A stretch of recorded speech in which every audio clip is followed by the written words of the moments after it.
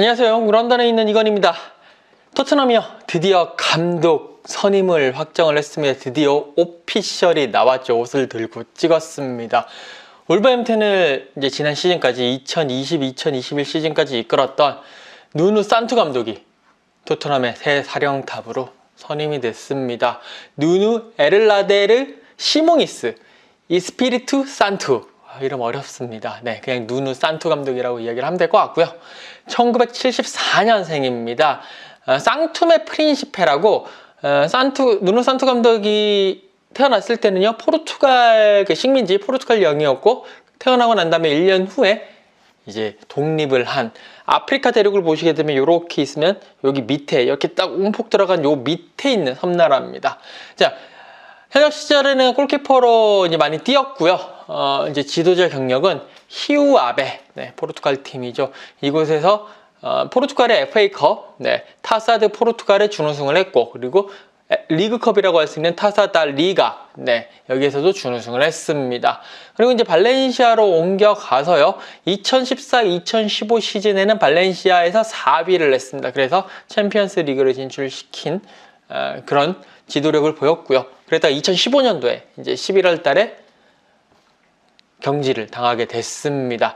그리고 이제 바로 포르투로 옮겨갔습니다. 2016년 6월부터 조금 쉬다가 2016년 6월부터 2017년 5월까지 한 시즌, 딱 한 시즌 FC 포르투를 이끌면서 프리메이라 리가 2위까지 이제 했습니다. 근데 이제 포르투 입장에서는 우승이 아니면, 네, 물론 이제 벤피카와 항상 다투고는 있지만, 뭐 우승을 항상 목표로 하는 팀이기 때문에 물론 좋은 성적이긴 합니다만, 뭐 여러 가지 얘기들이 나올 수 있고 평가가 달라질 수가 있겠죠. 그리고 이제 2017년 5월에 울버햄튼을 맡았습니다. 그래서 2021년 5월까지 4시즌을 울버햄튼을 이끌었고요. 2017-2018 시즌에는 챔피언십에 있었는데 챔피언십에서 우승을 하면서 승격을 시켰고요. 2018-2019 시즌 프리미어리그로 돌아온 다음에는 시즌 7위를 돌풍을 일으키면서 7위에 안착을 했습니다. 그러면서 유로파리그에 진출할 수 있게 됐죠. 2019-2020 시즌에 역시 리그에선 7위를 했고요. 유로파리그는 8강까지 올라갔습니다. 그리고 이제 지난 시즌 2020-2021 시즌에는 13위에 머물렀고요. 결국 산투 감독은 구단과의 상호 합의 하에 이 계약 종료를 선언을 하고 자유의 몸이 됐습니다. 자, 토트넘은요, 산투 감독 있기 전까지 정말 감독 찾기 엄청난 여정을, 네, 펼쳤습니다. 간단히 정리를 해볼까요? 4월 19일에 무리뉴 감독 잘라버렸죠. 그리고 이제 코치였던 라이언 메이슨 코치를 감독 대행 체제로 해서 일단 시즌을 마쳤습니다. 그 사이에 많은 감독들이 토트넘의 이 레이더망에 올라갔다 내려갔다 했는데요. 율리안 나겔스만 감독을 사실 가장 원했어요. 하지만 무리뉴 감독 자르고 난 다음에 며칠 안 있어서 율리안 나겔스만 감독이 RB 라이프치히에서 이제 바이에른 뮌헨으로 옮긴다. 다음 시즌부터 바이에른 뮌헨과 계약을 해서 이끌기로 했다라고 발표를 했고요.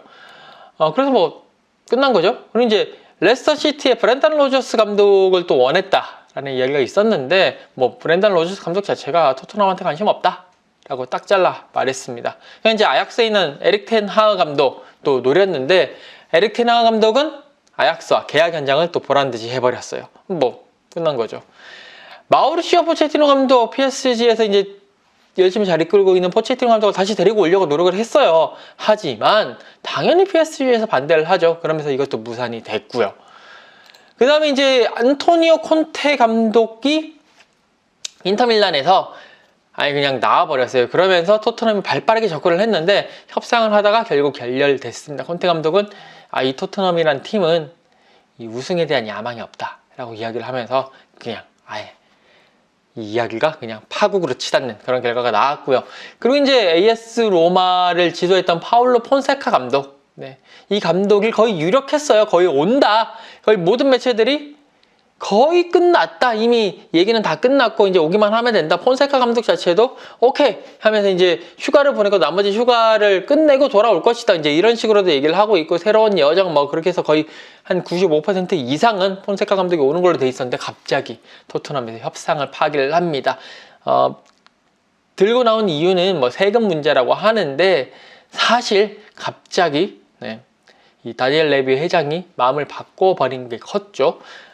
젠나로 가투소 감독이 갑자기 이제 피오렌티나에 부임한 지 23일 만에 계약을 해지를 해버렸어요. 그러면서 시장에 나오니까 레비 회장이 젠나로 가투소 감독 데리고 오고 싶어가지고 파울로 폰세카오 감독과의 협상을 일방적으로 파기를 시켜버리고 가투소 감독에게 접근을 한 거죠. 근데 토트넘 팬들이 엄청나게 반대를 합니다. 가투소 감독 옛날에 뭐 토트넘을 상대로 안 좋은 모습도 많이 보여줬기 때문에 가투소만큼은 안 된다 라고 이야기를 하면서 팬들의 반대로 결국 무산됐고요.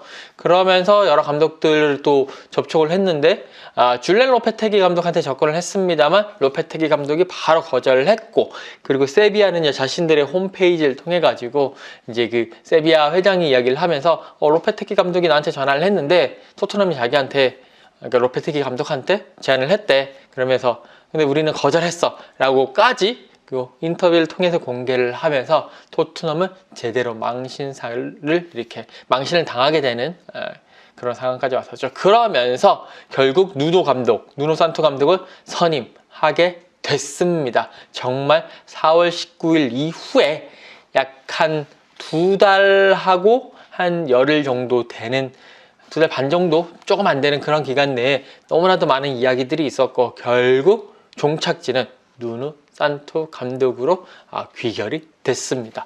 자, 누누 산토 감독 어떤 감독이었냐? 뭐 앞에 이제 영역은 소개를 시켜드렸고, 울버햄튼 시절에서 누누 산토 감독의 이제 그 전술적 성향을 보시게 되면 이건 이제 2019-2020 시즌 당시에 베스트 11인데요. 보통 이제 3-4-3 전형을 많이 썼습니다. 탄탄한 3백을 구축을 했고요. 그러면서 중앙에는 수비 라인의 핵이라고 할 수 있는 좀 브레인이라고 할 수 있는 코노코디를 많이 중용을 했죠. 발밑도 좋고 이렇기 때문에 코노코디를 축으로 해서 사이스라든지 덴동커라든지 이런 선수들로 3백을 구축을 했고, 좌우 윙백을 세웠는데 비대칭 구조로 많이 했어요. 한쪽이 올라가고 한쪽이 내려가고 뭐 이런 식으로 비대칭 구조로 많이 했고, 그러면서 사실 전체적으로는 누누 산토 감독도 모르겠어요.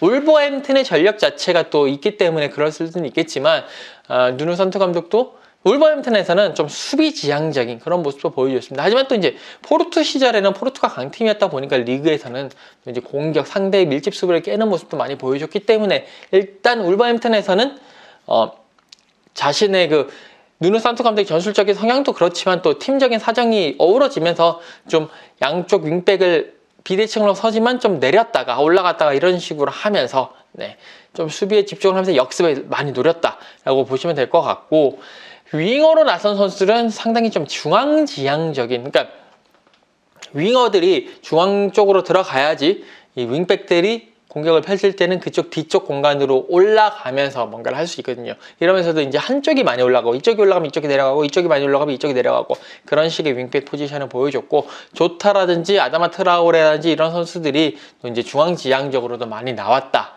라고 말씀을 드릴 수가 있겠습니다. 허리에서는요, 사실 이제 플레이메이커, 그러니까 10번 역할을 해줄 만한 선수보다는 중앙에서 몸빵으로 버티면서 그러면서 수비에도 도움을 주고 볼을 잡으면 측면으로 전환하는 패스를 많이 전환해주는 그런 좌우 전환형의 그런 미드필더들을 좀 선호하는 그런 전술적인 모습을 보였습니다. 무티뉴라든지요, 네베스라든지요, 이런 선수들을 많이 쓰면서 수비에도 활동량이라든지 이런 걸로 딱 커버를 해주고 볼을 낚아채고 잡으면 바로 패스, 중장거리 패스를 찔러주면서 풀어나가는, 그러면서 빠른 공격을 펼치는 그런 전술적인 모습을 보여줬습니다. 다만 누누 산토 감독은 로테이션에 대해서는 그렇게 많이 로테이션 시키지 않았어요. 한 시즌에 썼던 선수가 뭐 19명, 20명, 21명 그 정도 선이었거든요. 토트넘은 한 24명, 25명씩 썼는데 그만큼 하나의 선발 라인업이 고정이 되면 그 선수들을 계속 썼던 그런 이제 선수 기용적인 모습도 보여줬습니다. 자, 그러면 누누 산토 감독의 토트넘, 이제 누누 산토 감독이 왔으니까 토트넘 어떤 모습을 보일까요? 그리고 이제 손흥민 선수는 어떤 또 역할을 하게 될지 이제 간략하게 말씀을 한번 예상을 해 보도록 하죠.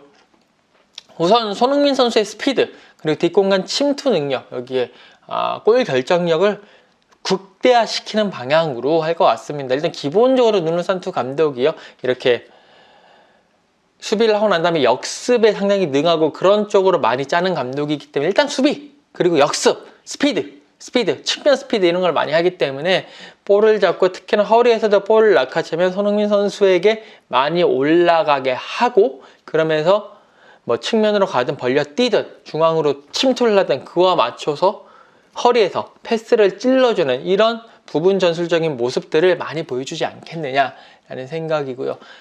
해리 케인 선수의 토트넘 잔류가 관건인데, 이거는 계속 뭐 얘기들이 계속 나올 것 같아요. 일단 뭐 누누 산토 감독 입장에서는 케인 선수가 잔류를 하면 완전 땡큐기 때문에 그걸 상당히 바랄 것 같고요. 손흥민 선수 입장에서는 레길론 선수와의 공존이 키포인트인데, 분명히 누누 산토 감독은 좌우 비대칭 윙백 전략을 쓰면서 레길론 선수도 공격력이 좋기 때문에 그쪽으로 많이 올릴 수가 있습니다. 그렇게 되면 계속 지난 시즌 계속 그런 이슈들이 있었죠.